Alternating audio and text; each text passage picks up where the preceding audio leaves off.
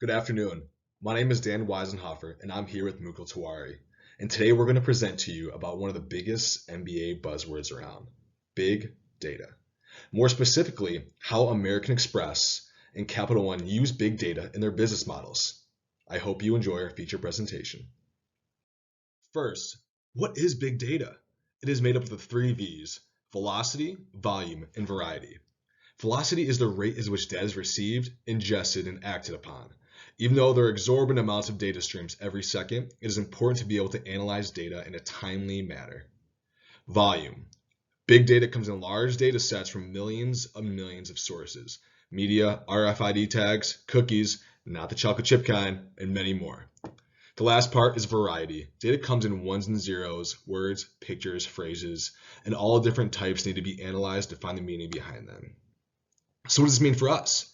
It means that every digital fingerprint we give off, whether it's our Twitter feed, purchasing patterns, or those old embarrassing Facebook posts that you forgot to delete from 8th grade, are captured and analyzed by a digital wizard, or a big data processing company who then draws conclusions to what your consumer personality behavior is like, influencing company strategies moving forward.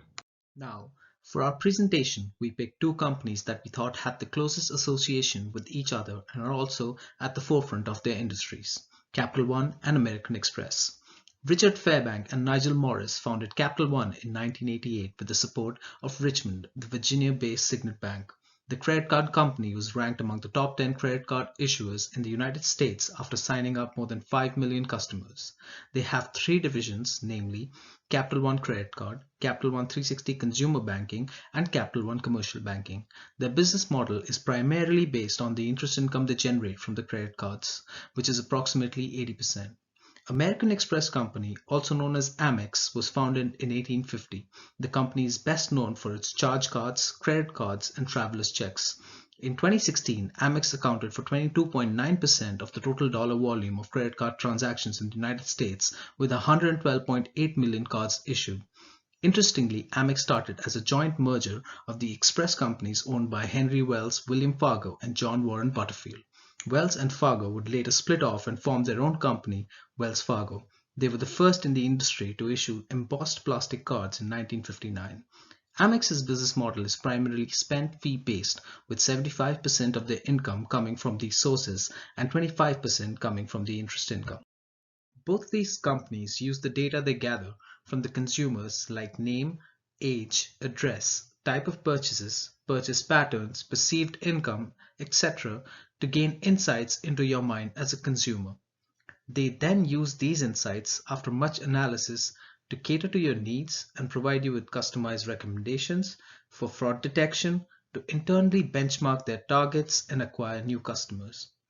Interestingly, all this data does not just come from the forms you fill out or the purchases you make or your social media posts, but even the calls that you make to the company for an inquiry are fed into the system to help the company make sense of what would make you, the consumer, the most satisfied.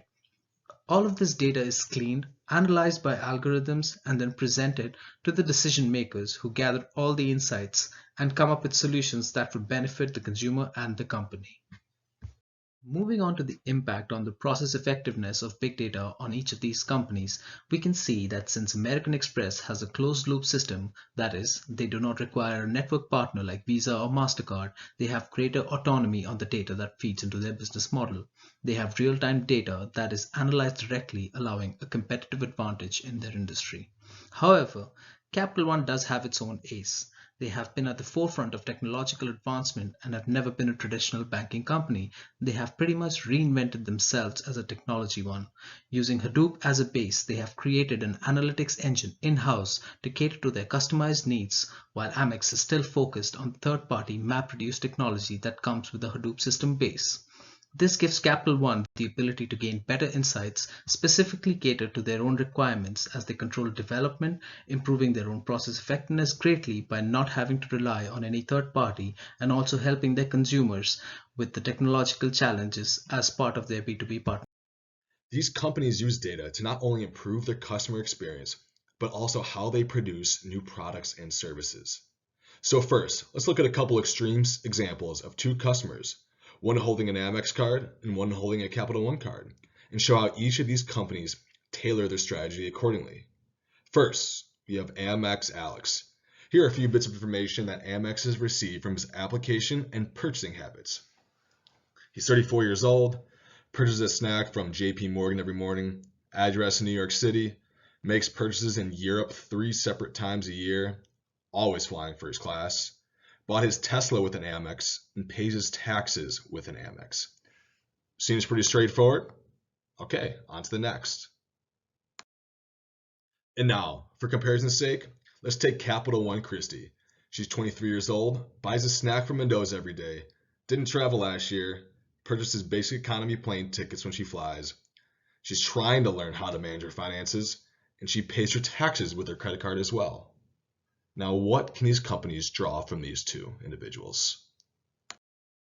For Amex, they see that Alex has money to burn, loves to travel, and knows his income because he pays his taxes with his Amex. So they're going to sell him in high rewards credit cards, but because he pays his bill off every month, they're going to charge him for the card. They'll give him the executive treatment and concierge to make restaurant reservations, concert tickets, and all the fixings with premier lounge access at every airport. For Capital One, they saw that Christie may not be as confident with her finances due to purchasing that how-to finance book. So they're going to provide her with budgeting tools and mentoring workshops. They created Capital One cafes to make her banking experience feel a lot more fun and comfortable, but still give her the ability to transfer her credit card points to airlines because she does want to travel. Both Amex and Capital One take in similar information, but how they analyze and strategize on a larger scale is the key to each of their core competencies in their business. And Amex, from the data they've received throughout the years, they found that most of their customers pay off their credit cards on a monthly basis. So the revenue mix is a lot different than other creditors.